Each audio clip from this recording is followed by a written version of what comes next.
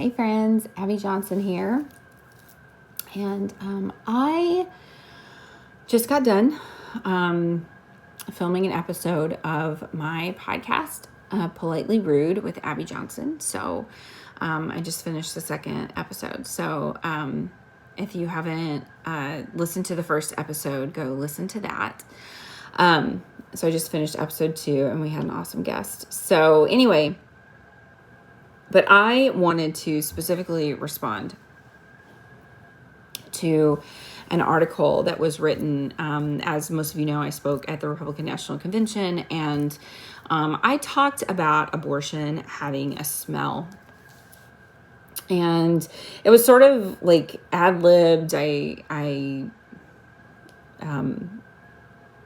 sort of threw it in there sort of at the last minute. And, I figured most people probably didn't know, actually, that abortion had a smell. And so I noticed that there was an article that was actually written in response to that, to my comments. And it was published in Cosmopolitan magazine. And I just want to tell you right now, this video that I'm making, it's not for kids. So if you have a kid watching, if you are a kid, you should turn this off. But I listened to the, I didn't listen. I read the article, and I just thought to myself, like, I really pity this woman who wrote it. She is so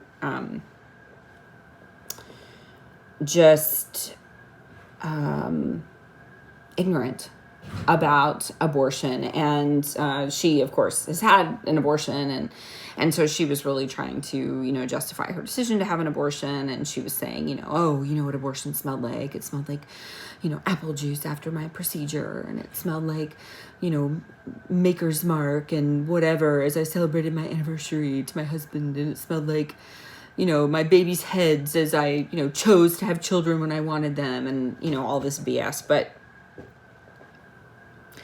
as I was reading it, I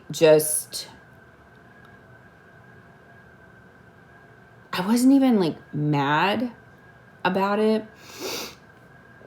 I just felt really sad for her, because I thought, of course you don't remember how your abortion smelled, because you were sedated.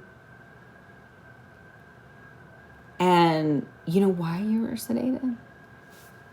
That was intentional too.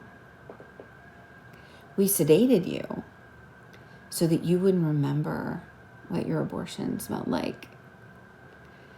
We sedated you so that you wouldn't remember how bad it hurt when we killed your baby.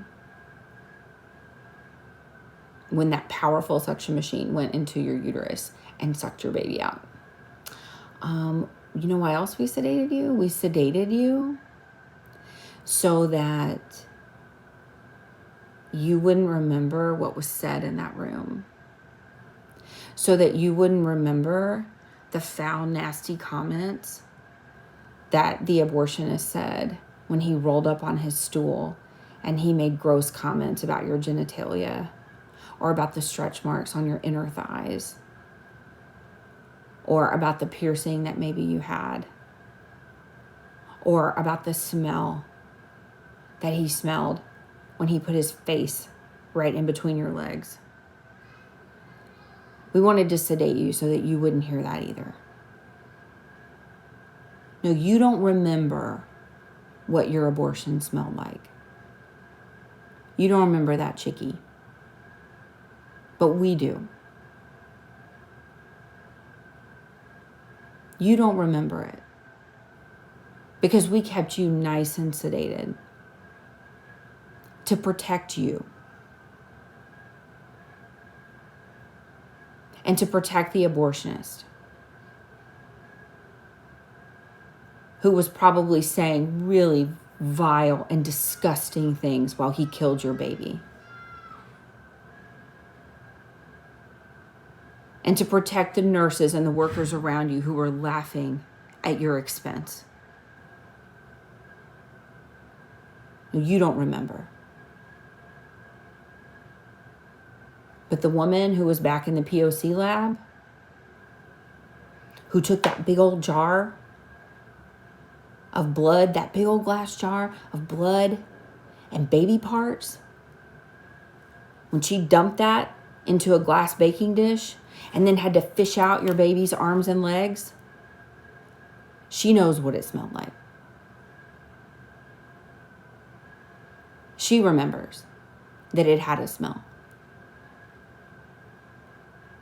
You don't remember because you were back in the recovery room. You were back in the recovery room, quietly crying, because that's what every woman does in the recovery room.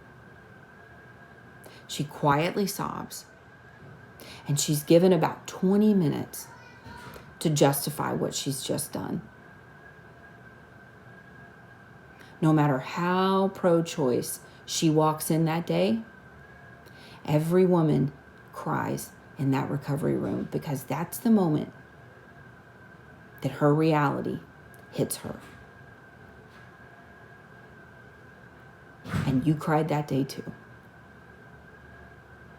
And we gave you 20 minutes to suck it up. And you did. And your parting gift was a little bit of apple juice in a paper Dixie cup and a couple of saltine crackers on your way out the door.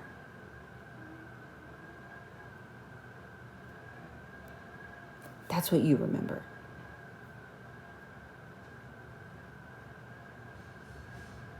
And isn't it nice for you that you don't remember the aftermath of your abortion? Isn't it nice for you that you don't remember that your abortion had a smell? But you know what it smelled like? I'll tell you. It smelled like a lot of blood. It smelled like iron and blood. It smelled like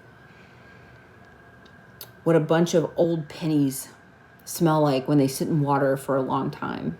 It smells like when you cut your finger and you have blood in your mouth, that taste of iron. That's what it smells like in a very overpowering way. But that's not just all it smells like. It smells like that and meat. Like tissue. Meat. But that's not all. It smells like just a hint of decay. Just a little bit. You know when things start to rot and they smell like a little bit sweet? It smells like that. Death, but just a hint of it. But you don't remember that. So go ahead and glamorize and romanticize your abortion all you want. Go ahead and make it sound cute for Cosmo magazine. But at the end of the day, your abortion smelled like evil. Because it was evil. Because your baby died in the name of choice.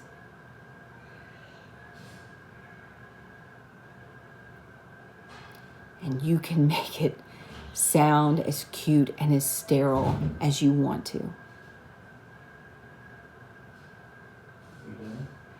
But in the end, those of us who have worked in those clinics, those of us who have done that work, We know the reality.